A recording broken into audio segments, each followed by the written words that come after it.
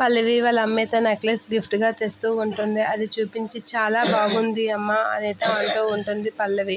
ఆ మాటలకి చాలా హ్యాపీగా ఫీల్ అవుతుంది వాళ్ళ అమ్మ. ఇక పల్లవి అయితే వాళ్ళ అత్తయ్య వాళ్ళ చూసి, అత్తయ్య అమ్మ నాకు నెక్లెస్ గిఫ్ట్గా తెచ్చింది అని చెప్పి చూపిస్తూ ఉంటుంది. చాలా బాగుంది పల్లవి అనేది అంటూ ఉంటుంది వాళ్ళ అత్తయ్య. ఇక అందరూ అయితే వదిన జుంకాలు అవన్నీ అయితే చాలా బాగున్నాయి అనేది అంటూ ఉంటారు. ఇక ఆ పల్లవి అయితే ఆ మాటలకి హ్యాపీగా ఫీల్ అవుతూ ఉంటుంది. ఇక కమల్ అయితే నిజంగా చాలా బాగుంది అత్తయ్య, చాలా మంచి గిఫ్ట్ తెచ్చారు మీ కూతురికి అనేది అంటూ ఉంటాడు. ఇక పల్లవి అయితే అది చూసి చాలా హ్యాపీగా ఫీల్ అవుతూ ఉంటుంది. అవని కూడా చాలా బాగుంది పల్లవి అనేది అంటూ ఉంటుంది.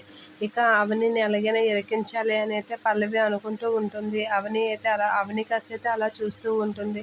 ఇక అదే టైంలో పల్లవి అయితే అవనిని ఎలాగోలాగా తక్కువ చేసి మాట్లాడాలనే టైంలో వాళ్ళ అమ్మమ్మ ఇలా అంటూ ఉంటుంది, నిజంగా మంచి గిఫ్ట్ తెచ్చావు, అదే చేతులతో నీ కూతురికి మెడలో వేయు అనేది అంటూ ఉంటుంది. ఏమంటున్నావమ్మా, ఏమంటున్నావు, అస్సలేం అర్థం కావడం లేదు అనేది అంటూ ఉంటుంది వాళ్ళ కూతురు. ఆ మాటలకి అమ్మమ్మ ఏమన్నదో నేను చెప్తానమ్మా, నాకు అర్థమైంది అనేది అంటూ ఉంటుంది పల్లవి.